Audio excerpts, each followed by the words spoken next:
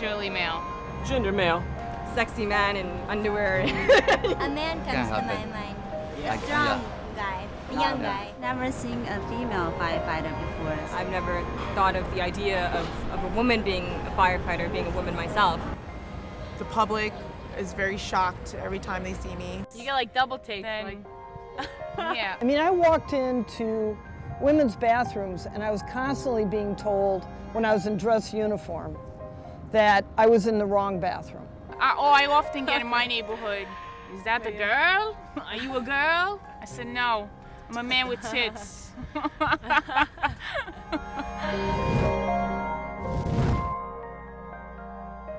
When people cannot think of who else to call, in their most desperate moments, they call us. So I came on the New York City Fire Department in 1982 as a result of winning a federal lawsuit against the fire department where it was found that they had engaged in sex discrimination against women applicants. There was a lot of protests that women were gonna, you let women on the fire department, they're gonna kill people. You know, it was just a lot of sexism. So that's a lot of what we have to deal with. Even today, 1982 wasn't that long ago. Male firefighters of our similar level of experience were not constantly being tested. Women, on the other hand, were constantly being asked to perform over and over again to prove that we could do the job. Even some women, like, are negative towards me. Like, oh, are you really a firefighter? This morning, when I was getting my hair done, the woman next to me, because I was telling them, I was like, I need my hair to be able to be put in a ponytail, and I need my bangs to be able to be clipped up for my uniform. So I couldn't get crazy layers or anything. And the woman next to me was like, you're a firefighter? And I was like, yeah. She's like, but volunteer, right? You don't get paid. I get that a lot. Like, people like are disbelief. And it annoys me. When I get it from men, I'm like, okay, like, that annoys me. When I get it from other women, it really annoys me. Then they don't know what to call us, civilians. I get called a female fireman a lot, which is an oxymoron. They don't know what the right word is. They're like firewoman, woman fireman. For the most part, women firefighters are invisible. There's only 31 women out of 11,500 firefighters in New York City. We're such small numbers that they rarely even realize that we're on the truck because we look like guys. You know, they're not, if you're not looking at us that closely, because, you know, we're wearing the same outfit. And people are not even really looking at you. They're seeing the bunker gear, they're seeing the dress uniform. I'm actually pretty cool with the guys in my firehouse. I think they're worse gossips than women are. Actually, no, I feel quite comfortable. The guys that I work with make it comfortable. I mean, they're very supportive. I prove myself in the firehouse. I prove that I can do my job. Guys are playing jokes, singing, playing the guitar. It's fun to dump the bucket of water off the roof onto one of your fellow firefighters on a hot day. But I guess like water fights. So if they know, you know, if they're gonna bucket you and you can laugh about it, or then, you know, or you can bucket someone back and it's a senior man, then you're in, you're good.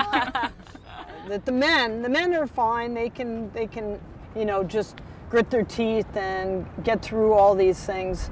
But women still are regarded as too emotionally unstable and weak to deal with all these traumatic events. And I think that's where most of my emotions probably come out, where you see something very tragic. I remember an elderly couple, and the man had been dead for several hours already, so there was no chance of resuscitating him. Very tragic car accident. It was like 5 teenagers in a car speeding on the street. 2 of them ended up dead on the scene.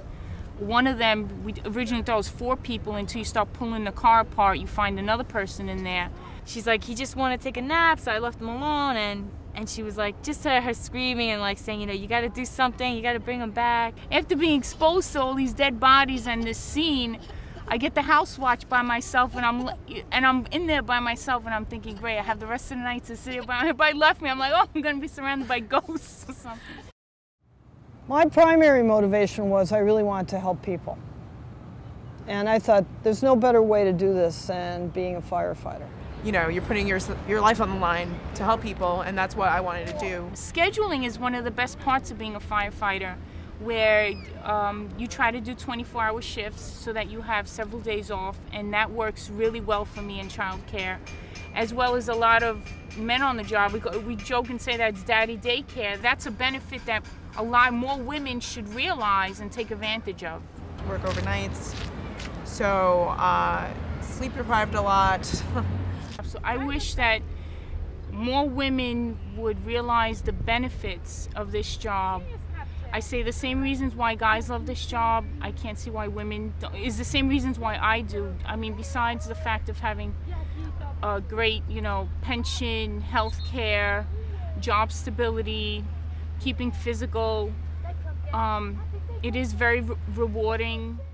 I got tired of people saying to me, you can't do that because you're a girl. I thought that was stupid. I thought that was stupid even when I was a little kid growing up in the 50s. Work is just like fun, like it's like a great family experience, you know. It's like you go home to your family here and you go home, you know, back to your family at work, and it's just a lot of fun. Like I'm so lucky. I feel really lucky to have this job. It's not many people get it, you know. Listen, pal, when you're unconscious laying on the floor of your burning apartment, you're not going to be asking whether the person that's pulling you out of your burning apartment is a guy or a gal, you know. You're just going to get out and you're going to be happy that somebody dragged your ass out of the burning apartment.